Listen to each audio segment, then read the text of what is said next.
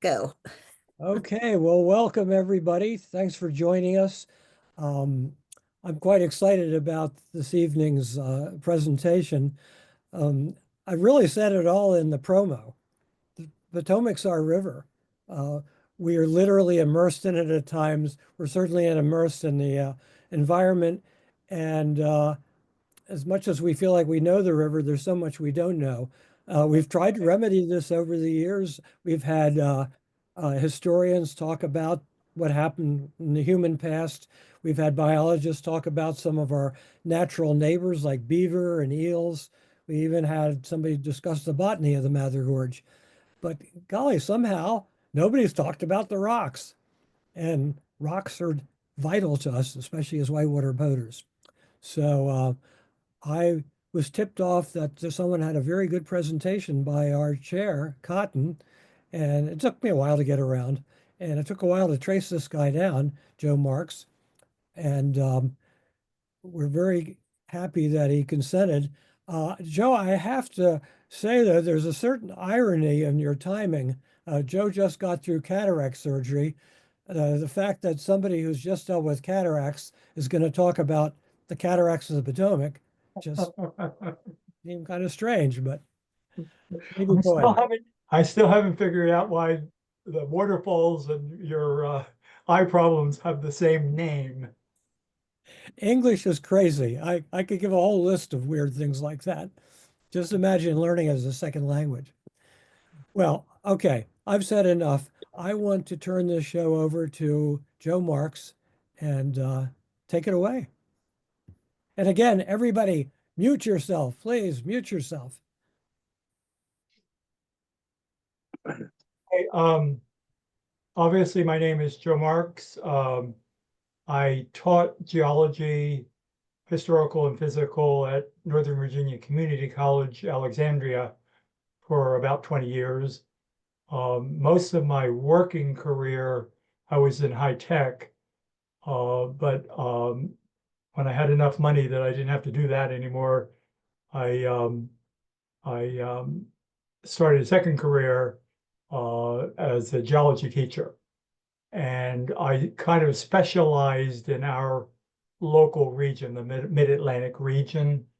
Um, I've led multiple, I mean, many field trips to all kinds of places that you wouldn't think were very interesting geologically, but turn out to be.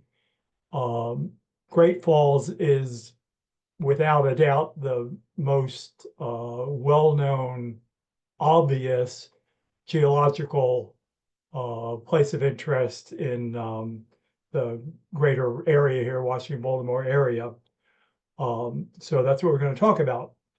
Um, the presentation is one that I prepared for a different group. They were a little more scientifically inclined than probably your group is. Uh, but I will try to explain everything as we go along and make sure that it should be clear what I'm talking about. When If you have questions, then uh, put them in chat or write them down, whatever, and I'll be happy to answer any questions and clarify anything after the presentation is through. Um, it's only 14 slides, but it's quite dense, as you'll see, quite a lot of information. Um, I'm going to talk about uh, what the stream is doing as it descends and makes things like Great Falls in a general sense. Um, I'm going to spend some time talking about how geologists can date the carving of rock. Everybody knows that you can date the age of the original formation of a rock, but I think relatively few people realize how many techniques we have now that we can do such things as say how long ago a particular surface of rock was exposed to the atmosphere. Then I will discuss the particular the data, the chronological data that's been obtained about the Great Falls and Mather Gorge, actually, because they're actually a one system there. And finally, I'll give you a connected story, sort of the history of Great Falls and the Mather Gorge. So that's my plan.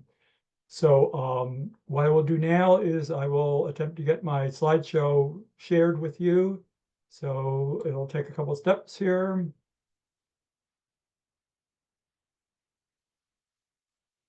Okay, now if everything's okay, you should be able to see the presentation. So I'll have to assume that you can. Um, I'm not exactly sure why Ed put the sick on the end of the title of the talk today, but I'll just assume that he didn't and substitute "The Rocks Tell the Story." Um, Everybody should recognize the photograph there across the cascade. So first thing we want to talk about is something that's true of all streams.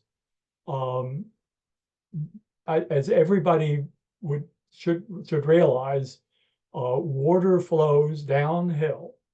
Okay, ultimately it will flow into some other stream, some body of water, or it'll just evaporate and disappear.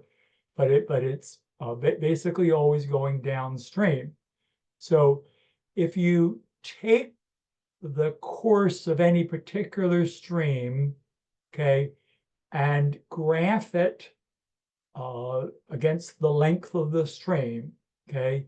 So from, I'll use my pointer here, okay? So from the source of a stream down through an intermediate lake, then on down to the sea, okay? You can make a drawing called a profile, a longitudinal profile, that is the length of the stream, okay? That basically shows you the surface of the water as it's going down the hill to wherever it's going to, okay? Now, the way the water flows down streams is it does it in steps. There's something called base level.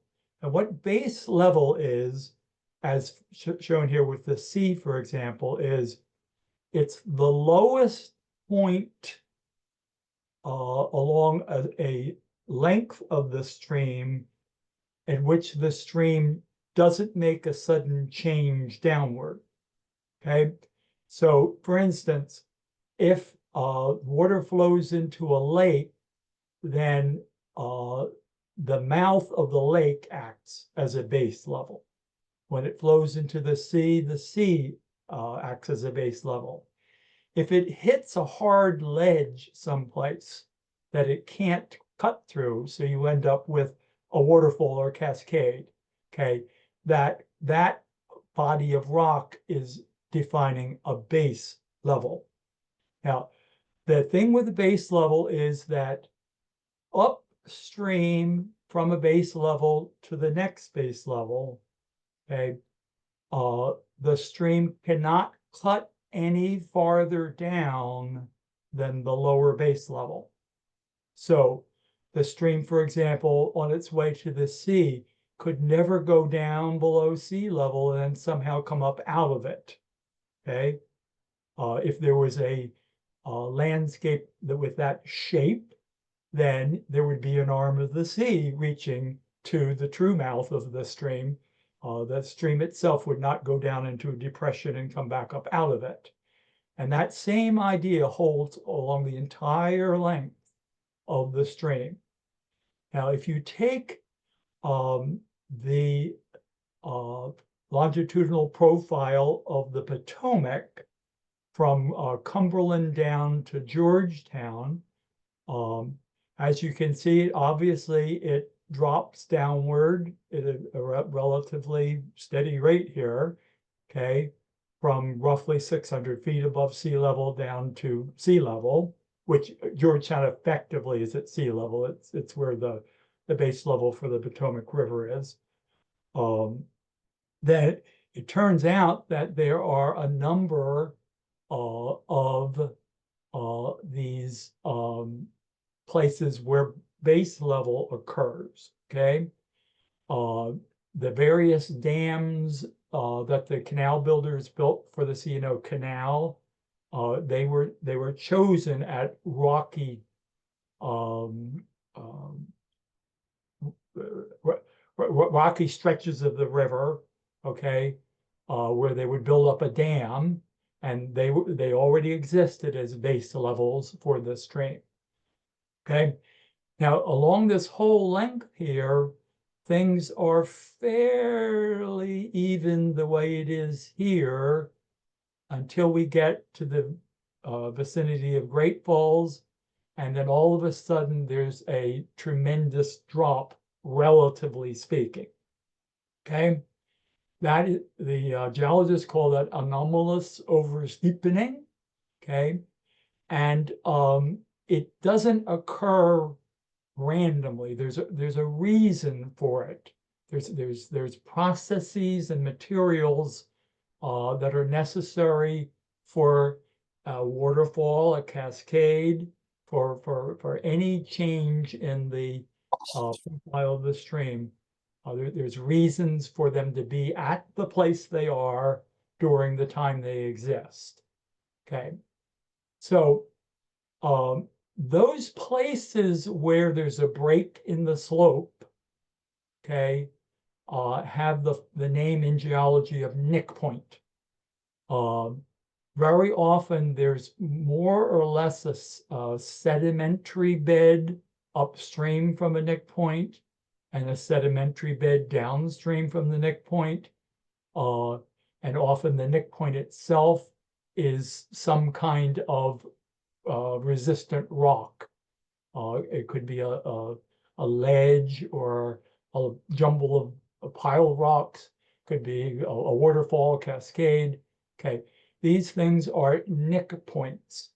Okay, so along on the Potomac River itself, where resistant beds of the hard rock underneath pop up to the bottom of the to the bottom of the stream, okay, or when the base level that's downstream lowers, okay, then you develop nick points, right? So Harper's Ferry, Blockhouse Point, Great Falls, Yellow Falls, Stubblefield Falls, Little Falls, those are all examples of a nick points on the Potomac. They form from a combination of a more resistant bedrock and a movement up and down of the base level, which for the Potomac, the ultimate base level is the sea. Okay. Now, any specific nick point does not last forever. A waterfall does not last forever. Okay, in geological time, in our region, the bigger nick points tend to last tens to hundreds of thousands of years. And what they do basically is they retreat upstream. There's my cursor. Okay, so this ledge of rocks here, this drop, okay, will move upstream slowly over time, quite slowly, but at the same time as it's moving upstream, the actual drop will lessen. And so eventually it disappears. And the gradient then of the stream along the stretch that used to have that nick point, okay, will be just gently downward okay, much like that idealized drawing on the first slide that I showed you, okay? So now we have some concepts in place. Obviously, Great Falls is going to be a nick point, and we will talk about headward erosion, and that will involve Mather Gorge, and the combining of the two together would be the way that these two landforms evolved. But before we do that, what we want to talk about is how we date surface exposures. Now, I'm going to talk about one particular technique. There's hundreds of chemical, physical techniques that are now available to do such things as date the formation of landforms, to date the time that a particular surface of rock has become exposed to the atmosphere. The particular one that was used at Great Falls used the concentration of cosmogenic beryllium-10. So the cosmogenic means that that is basically the beryllium we're talking about is due to cosmic rays, okay, which we'll explain in a minute. Beryllium is a relatively light chemical element. It has 10 protons in its nucleus, so that's where the 10 is coming from on the beryllium-10. Okay, so to get to the cosmic rays, in space, there are what we call primary cosmic rays. They're high energy particles. Almost all of them are either helium or hydrogen nuclei. That is the nuclei with the electrons stripped off. And these things move as high-speed, high-energy particles through space, coming from the sun and other types of astronomical objects. Okay. Now, once primary cosmic rays hit Earth's atmosphere, okay, the density of the material is a lot greater than it was when they were flying through space. They tend to hit things, okay? So the interactions with various particles in the atmosphere, the O2, the nitrogen and carbon dioxide, whatever, okay, they, when a cosmic ray, a particle, slams into one of these atmospheric particles, okay, it will create a shower of secondary particles. That is the electrons, neutrons, the energy will all rearrange itself, and then we'll end up with this additional set of particles, okay, which come down, and some of which can slightly penetrate Earth's surface. They can go down a few tens of feet before they hit something and get destroyed. Okay, so this beryllium-10 production and the measurement of it, okay, what's happening is that the cosmic ray particles, when they collide with molecules, atoms, other particles in the atmosphere, they tend to dislodge protons and neutrons. And if they come down, for example, and hit an atom in a mineral, what will happen at that spot in the mineral is that new elements or different isotopes of the same original element will form. So, for example, carbon-12 is an isotope of carbon-14. Okay, it's the same element but has different number of protons. Sorry, not protons. Say a different weight, or it could be a completely different element.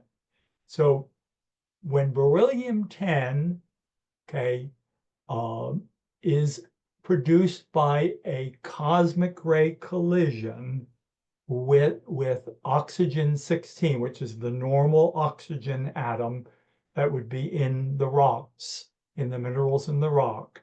Okay. It happens that beryllium-10, being radioactive, does not last very long compared to the most of the atoms in the mineral.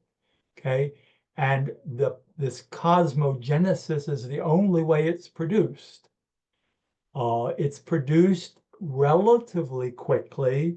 So after a couple thousand years of the surface being exposed to cosmic rays, okay, you can detect it, this beryllium-10. And it will build up and decay over 5 or 6 million years until the rates of production and decay balance each other. And then you can't use it anymore as a clock. So the idea here is that if you have material that's not been exposed to the atmosphere at all for some thousands of years, then you suddenly put it out into the air and expose it to cosmic rays. After a few thousand years of waiting, you will be able to detect how much this beryllium-10 has accumulated, and by calculations derived from all kinds of experiments and observations, you'll be able to tell how long the rock material was exposed to the atmosphere. And as long as the material hasn't been out exposed to the atmosphere for more than 5 or 6 million years, this will work. After that, you'll just get the same answer all the time. Now, this particular type of time measurement was not really available to scientists until about 1977, when a kind of a mass spectrometry, accelerator mass spectrometry, became available. And its particular power, its unique ability is that the tiniest amounts of particular species of atomic particles are you can use it to find them. So the tiniest little amount of beryllium-10, you can find it using this instrument.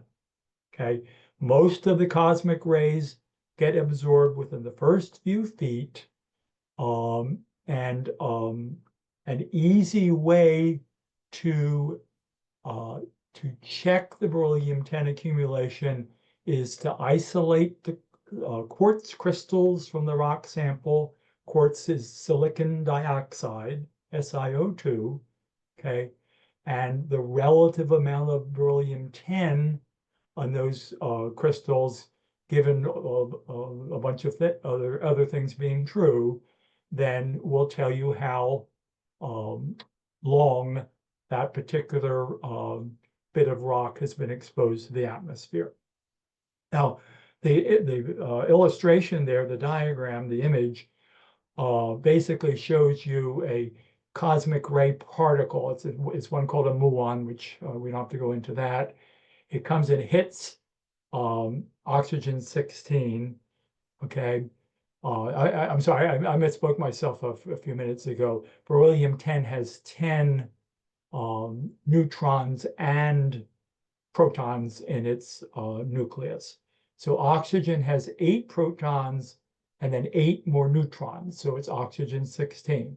So if that muon comes and slams into the oxygen, a helium nucleus will fly off. 2 just plain neutrons will fly off. 2 protons will fly off, and you'll be left with 1 atom of beryllium. Even though the original oxygen has been changed into a beryllium in effect here, the this will remain in the crystal structure more or less where the oxygen was. So you'll be able then to detect it. It'll be trapped. Okay. If you're not familiar with beryllium at all, it's a quite rare chemical element that's very light as far as chemical elements go, but it's similar to calcium and magnesium in its chemistry. There's a mineral called beryl, and aquamarine and emeralds are varieties of beryl. And that beryl is the mineral that would be best known that would have beryllium in it. So around 2000, 2001, 2002, right in that period of time, work was done often in the rain, apparently, where more than 100 chips of rock, okay, were collected from bare surfaces like this, okay, in the Mather Gorge Great Falls vicinity. And they were chosen very carefully because the conditions that they needed to meet to help or to guarantee that you're going to get some useful information is that there needed to have been rapid exposure of the rock from a depth of at least 10 feet. And you can tell that in the Great Falls area and Mather Gorge by the areas of bare rock, because in our region, rock very quickly decays into soil-like material and eventually soil on the surface. So it's guaranteed that if it's bare rock anywhere near the Potomac River there was a rapid exposure in geologic terms, okay? There can have been no extended covering by soil, sediment, or water since the initial exposure. The thing with water is that water has a whole lot more oxygen in it, as far as the density of oxygen, if you want to look at it that way, than the rock does, and the cosmic rays get absorbed much more quickly. And of course, then the beryllium that's formed gets carried away. And the third thing is, once the rock is uncovered, there can't be any further erosion if we're going to get a date for the revelation, the exhumation of that particular area of rock. So there are ways to make educated judgments on the suitability of any given particular exposure, and all that was taken into account to get these 100 chips. So how do we get these rock surfaces at the Great Falls and vicinity? Okay. They were chipped out of the gorge walls, and they were chipped off of the former channel islands, okay, that as far as we can tell have only been submerged in those the catastrophic floods that we have tended to have in our in the Potomac in the vicinity of Great Falls roughly every 10 years. That's a decadal flood. We're a little bit overdue for one of those, but historically they've occurred roughly every 10 years on the average. The area where these samples were collected, and you can clearly see the bare rock, even from whatever altitude this is, was from the Great Falls and a bit above Great Falls up here, down through Mather Gorge, down to and past the Black Pond area on the river just below the gorge.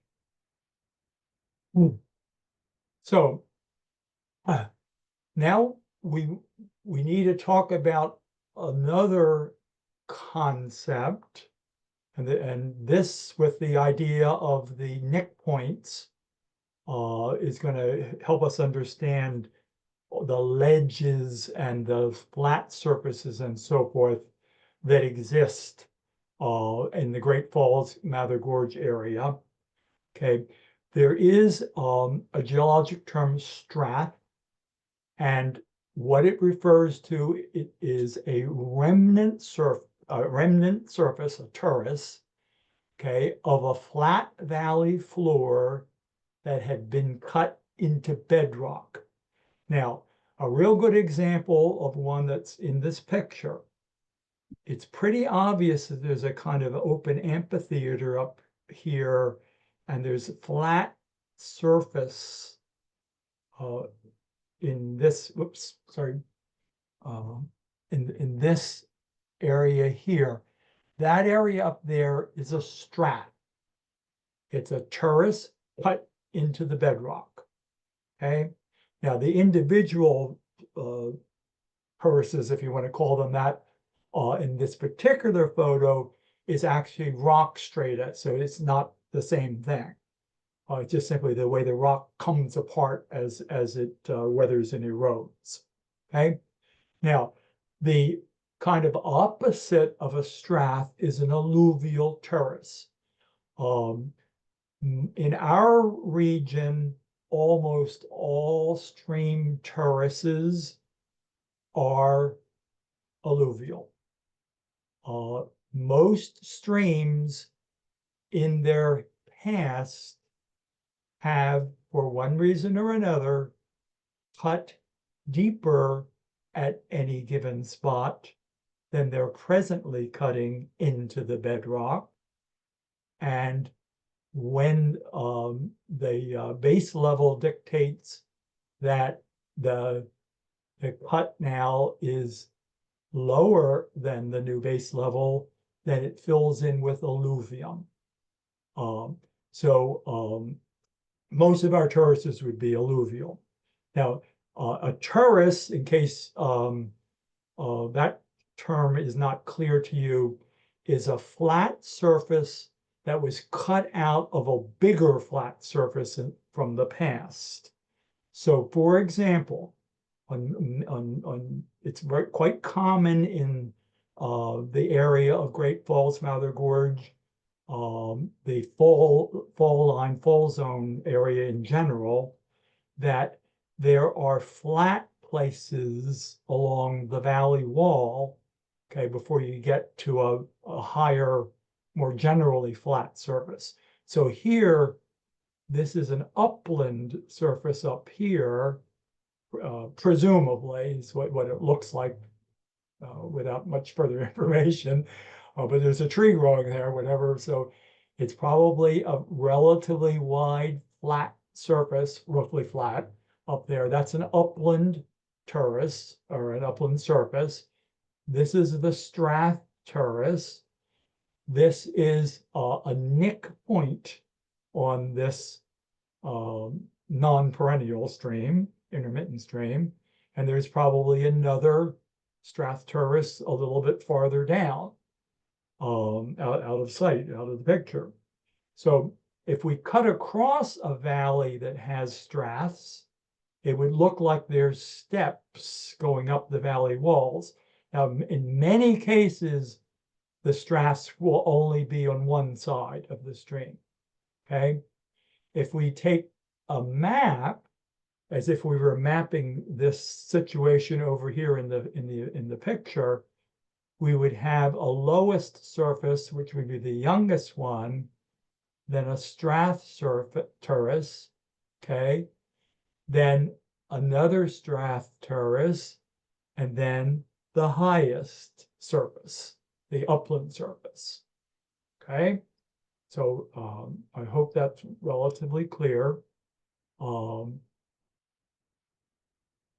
The relatively flat bedrock surface that into which much of Mather Gorge or all of Mather Gorge is incised is called the Bear Island Strath. And if you were to empty the Potomac River here, there would be a surface there, something like what is up here. It would probably be more pointy. There would probably have deeper and higher spots, but it would be roughly like this, okay? If the Potomac lost most of its water, but could make a kind of a canyon down through that surface, that is exactly what happened when this surface formed, when this channel of the river incised it, cut through it. Okay. So the Bear Island Strath is a very important one in the series of straths that are present along the river. A scientist, a geologist at the University of Maryland, who did much of the work uh, uh, working out the historical story of Great Falls and Mother Gorges in Zen. He called the Potomac in that particular area the seven-story river, because he identified seven straths or seven surfaces. So, for example, okay, this image here is a generalized cross section cutting right across the Great Falls Gorge, somewhere where we could cut through Matildaville and Glade Hill and reach over to Tyson's Corner that far. So this is the current land surface. This is the river. This is the Bear Island where the Billy Goat Trail is. And then the upland terrace, the upland surface on the Maryland side is over here. The Virginia side is here. Now, this is very foreshortened. There's a very long upland surface, but eventually you get to Tyson's Corner, which many people, I think, are not quite aware is the highest point in Fairfax County, even though it's not anywhere near the northern or western border. Okay, it is the oldest, highest surface left of a surface that existed probably about 5 million years ago that would have been continuous right across this diagram. In other words, the ground surface would have just gone across roughly to what's now 500 feet above sea level, okay, with streams and whatever cut into it, but basically right straight across. And all of this stuff that's missing from that has been excavated out from it, okay, at various times.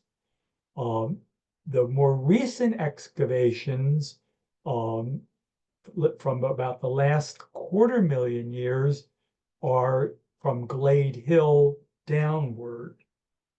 Glade Hill is the last remnant of a surface that apparently existed across here, okay, about 750,000 years ago. And it's been then cut down, cut down, cut down. The Bear Island Strath is the one the Billy Goat Trail is on. And then the Black Pond Strath, which is actually the next picture, is the Madeira School is up here. Black Pond is over in these rocks over here. It's on their property. Sherwin Island is on the Maryland side is where the picture is taken from. Sandy Landing is a little bit out of the picture over to the right. So that's where this Black Pond Strath is. Okay. Now, this is looking across the Potomac Valley. This is a profile down the valley. This is not actually a longitudinal profile. Well, it's actually more than a longitudinal profile. The longitudinal profile is this line right here. That's the surface of the water. Okay. The bottom of the channel is this line. Okay. Now, understand that the vertical exaggeration here is 164 times. So it's as if we took a true to somehow true to scale profile and pulled it from the top and the bottom so that it was stretched 164 times.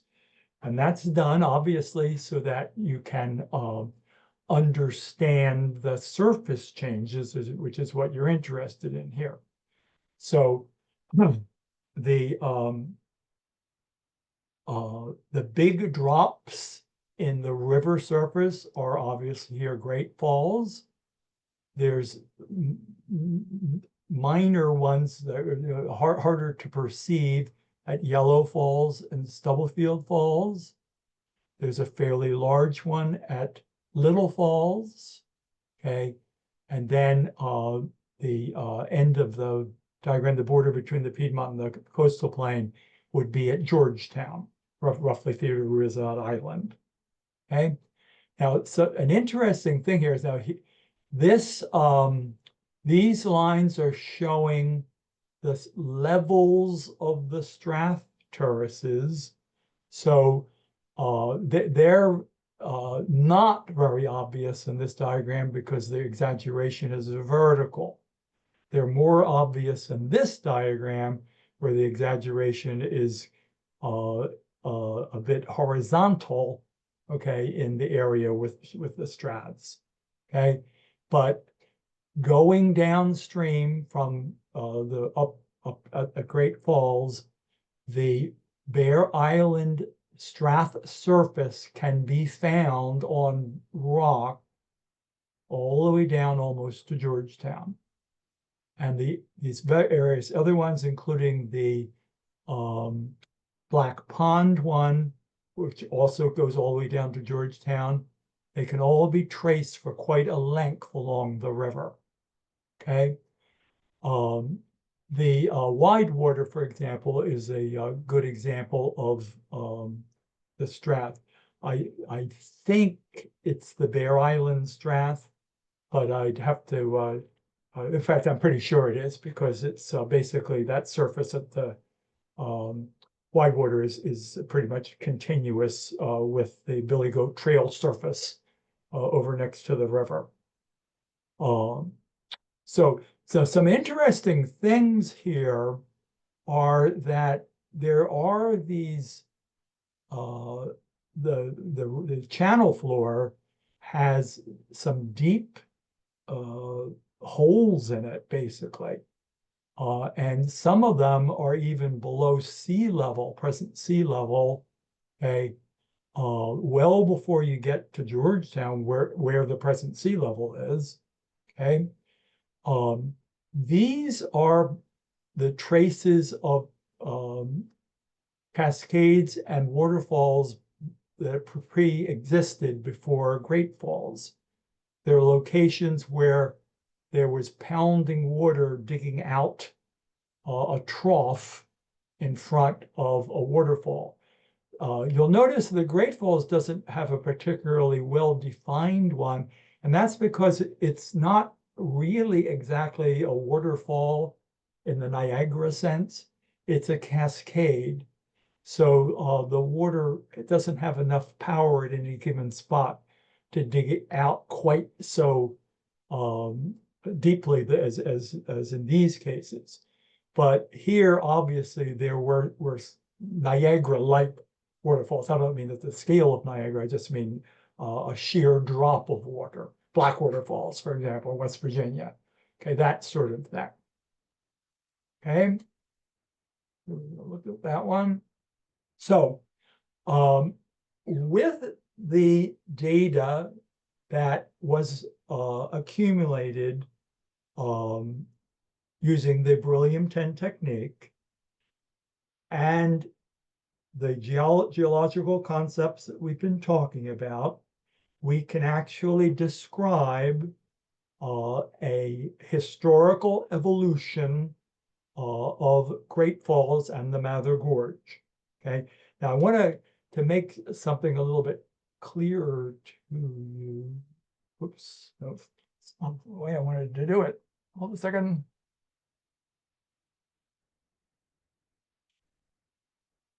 Oh, there it is. All right. to here. Um,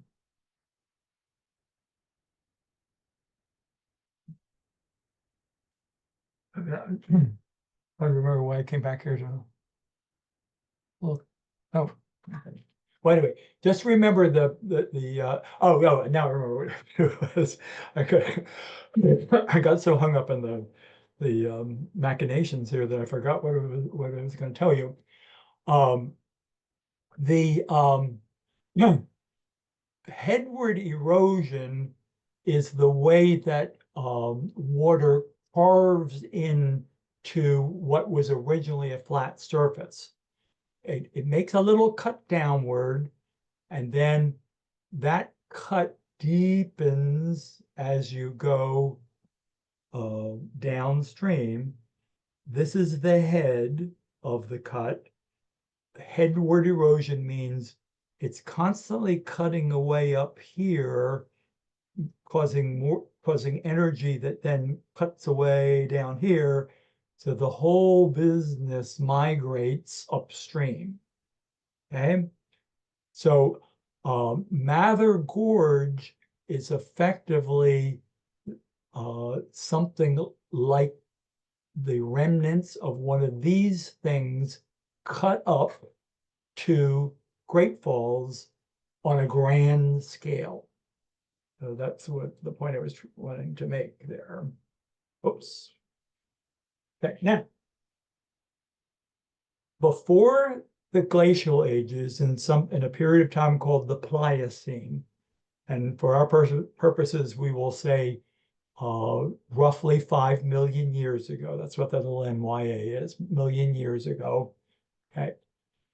Our whole region, okay, and I mean hundreds of miles to the north and south, and 100 or more miles to inland, our whole region was basically flat. The environment was what geologists call fluvial to nearshore marine. So either it was a flatland with rivers running across it, like the Eastern Shore is today, or it was the shallow sea, continental shelf-like sea that we have off of the Ocean City and Rehoboth and whatever today. So our region, that was what the surface was like. Okay, in the time since about 5 million years ago, periodic isostatic adjustment, I'll tell you what that is in a minute, okay, has raised the Piedmont and the coastal plain. It's done it more so to the west, less to the east. So imagine the area over near Leesburg going up 500 feet, and the areas near Ocean City more or less staying put. Okay, the whole thing tilts upward. It did this over several million years. It would be an episodic uplift. It wouldn't be just like a continuous slow one. If a period of uplift was occurring, we would have earthquakes, and sometimes we would actually see cracks in the earth with little scarps, little drops of inches to several feet possibly. Okay, so what has happened in the to summarize a huge amount of detail is that this uplift has made a staircase of sand, gravel, and a few cases rock, terraces going from the seacoast inland to the mountains. Okay. Now the isostatic adjustment, what that means is that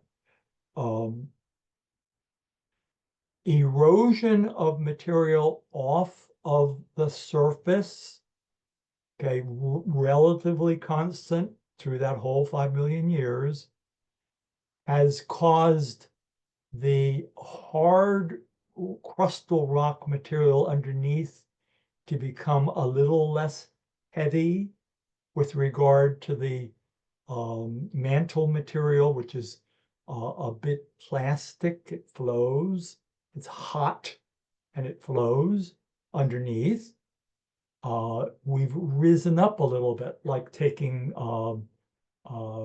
taking yourself out of a canoe, for example. The canoe comes up a little bit out of the water. Okay. Well, that's what episodic adjustment essentially is when material is eroded from a large surface. Okay. Tyson's is apparently a remnant of that initial surface. Okay. So to get closer now to Great Falls in the Mather Gorge, the Bear Island Strath, okay, formed about 90,000 years ago. So the surface on which the Billy Goat Trail is perched, as well as the narrow trail just opposite on the Virginia side, okay, that surface was the valley floor of the ancestral Potomac River, okay, starting about 90,000 years ago, okay? It formed during the interglacial material that preceded the present one, which is called Sangamon, okay? At that time, Glade Hill in Great Falls Park was actually an island, okay? And that's why we have I guess it's called the Marsh Trail or whatever, and the old um, sunken road over there on the other side of Glade Hill. That area is actually an abandoned major channel of an older version of the Potomac, which we can call Bear Island River for this purpose. Okay, now that surface existed inside of or bounded by the walls of the Potomac Valley, okay, with the higher upland surfaces to each side. That strath formed or extended from Harper's Ferry all the way down to about the Beltway Bridge and probably as far as Key Bridge. Okay. Then about 75,000 years ago, at the beginning of the last glaciation, the Wisconsin glaciation, okay, the Bear Island Strath, there was a lowering, a cutting into it, okay, all along that stretch from Harper's Ferry, presumably down to where Georgetown is now, okay. That continued slowly, okay, making that lowering until about 38,000 years ago, when there was some kind of a Great Falls, okay, that existed just a little bit upstream from Black Pond today, okay, more or less at Sandy Landing, the downstream end of the of Mather Gorge, okay. Then, very much like that picture of the headward erosion that I showed you earlier in the slides, a rapid incision of Mather Gorge started about 38,000 years ago. 10 to 100 times faster than the average long-term rates, okay? It actually incides somewhat past Great Falls, but above Great Falls for whatever reason, harder rock with some reason, it cut much less than it did at below Great Falls, okay? So in the period then from roughly 38,000 years to somewhere between 30 and 25,000 years ago, the Great Falls that we see today was basically there. Okay. There's been some deepening and steepening gradually since then, but it's just a little bit of lowering of the falls that would have existed 28,000 years ago or so. The Nick Point itself has not moved. Okay. The rapid downcutting inside the Mather Gorge ended 13,000 years ago. And that is just before the beginning of the Holocene, which is our current interglacial period. It's the period of time in which humans have basically thrived on the planet. Okay. The gorge did continue deepening very slowly until about 8,000 years ago, but currently the widening, deepening, whatever, is pretty much imperceptible. Okay, so that's the history that we can talk about. So another question that comes up, or that naturally follows from this creation of what amounts to a East Coast canyon and a large cascade, okay, is why did this happen? So the period where Mather Gorge was entrenched, which then caused the basically as a kind of a side effect at its head, the formation of the Great Falls itself. Okay, that was 38 to 13,000 years ago. Reasons that have been cited for this is flexural uplift of the Atlantic margin or isostatic uplift due to denudation. Now, the first thing, when the sediment from off the continent flows out onto the seafloor in the continental shelf, okay, out in the ocean beyond the beaches, okay, that is like loading a barge or a canoe. It actually causes the surface underneath to drop downward to accommodate it, okay? What happens though is the material farther down deeper, the hot material in the mantle acts a little bit like toothpaste does when you press on the tube and it flows out of the mouth of the tube. Okay, it flows underneath the nearby area, and that would be a flexural uplift. Okay, the isostatic uplift, okay, is actually kind of the opposite of that, and we already talked about it. If you remove hills and mountains and uplands by denudation, by erosion, then the lighter crustal material will rise up. However, the problem with this is for that particular period of time, we have no evidence from anywhere else that these types of adjustments were occurring in any more than the normal long-term pattern. So that doesn't seem to be the main reason. Another possible reason for the rapid incision and formation of the falls would be the low sea levels that existed during glaciation. So for example, about 32,000 years ago, when the largest mass of ice was accumulated in the two polar regions, the ocean was about 460 feet below the present level. Okay. However, 32,000 years ago, well, quite some time ago, is not 38,000 years ago when our rapid incision started. So that doesn't seem to be the real cause of this phenomenon. A third or fourth, however you want to count it, possible reason reason is a changing climate.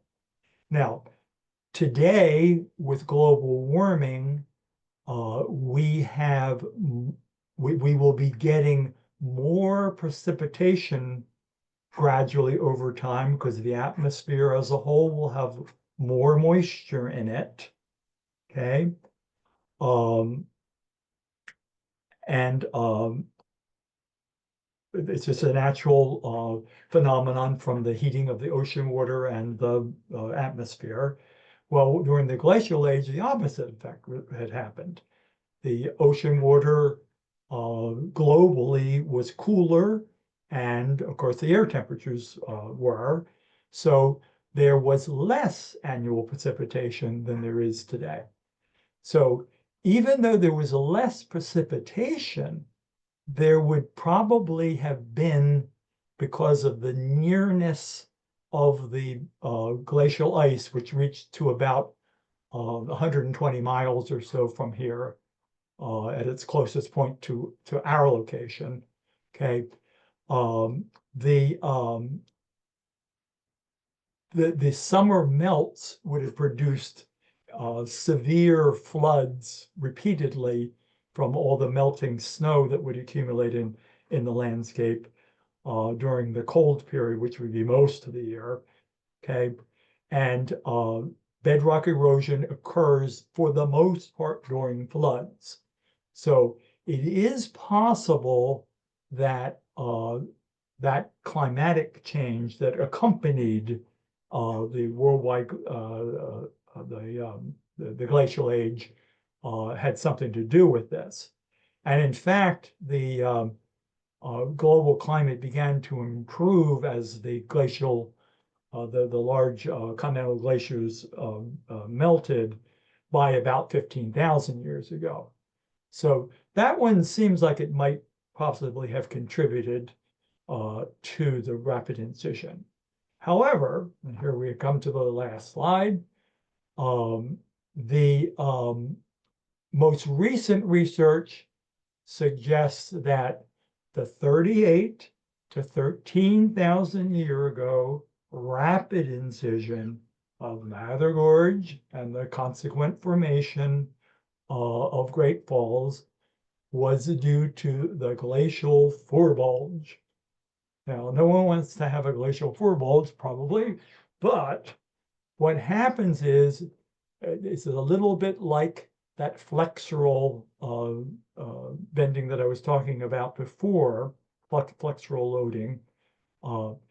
When the glacier ice piles up to depths of thousands of feet over hundreds of thousands of square miles, it quite drastically presses the lithosphere, the crust, let's call it here, downward.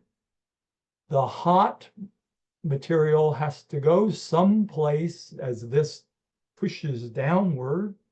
So it goes out from under and about 100 miles or so from the edge of the glacial ice, the land will rise into what's called a forebulge in front of the glacier, the forebulge. Okay, so the original land surface is like this. When the glacial ice piles up like that, the land surface actually depresses downward that way. Oops, sorry. Oh, got to start it over again.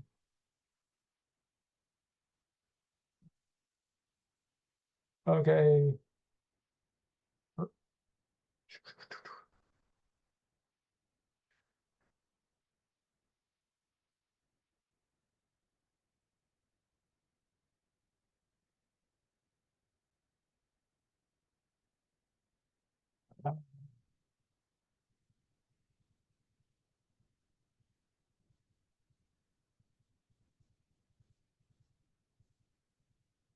Be careful not to do this again. Last slide. There. Okay. The the surface of the land, the actual surface goes down. There's a sort of a valley in effect in front of the glacier. Yeah, Only thing I don't understand, why do I think you'd be upset? I don't think it was wild on something. Okay. You didn't know it was a state trooper.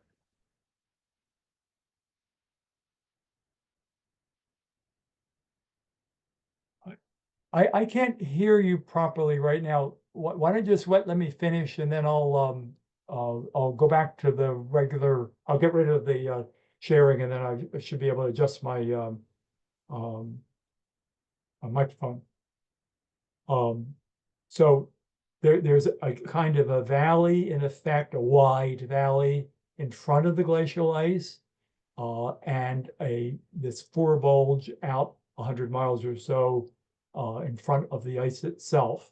Okay, so it turns out, if you look at the dates that we have, the Sangamon interglacial, there's no ice, ended about 75,000 years ago, but the ice sheet that eventually covered northeastern North America, Quebec and Canada and New York State, etc., okay, did not begin to seriously accumulate to build up until 44,000 years ago. Then it grew rapidly, the Laurentide ice sheet, to the maximum extent 26 to 20,000 years ago. Okay, that forebulge rose at a rate of about a half an inch per year. Okay, and our region in this vicinity was lifted by possibly as much as 300 feet. And that is what caused that rapid Nick Point retreat that led to the formation of the Mather Gorge. The forebulge had largely dropped back down again by the beginning of the Holocene, roughly 12,000 years ago. So you can see the 38 to 13 fits very nicely into the 44 to 12,000 year cycle of glacial growth and decay with the rise and fall of the forebulge. Okay, so I'm going to stop the share. Okay, so somebody has a question?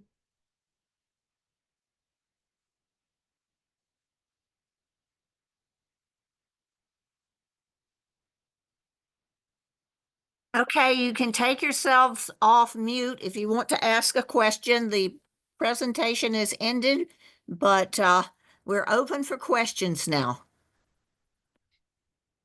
Do we want to take a break for a few minutes and then have the questions? Sure, if you want to. In that What- case, Yeah, why don't we do that? You set a time and then we'll get back and then we'll do the questions. okay, in that case, I'm stopping the recording. Okay.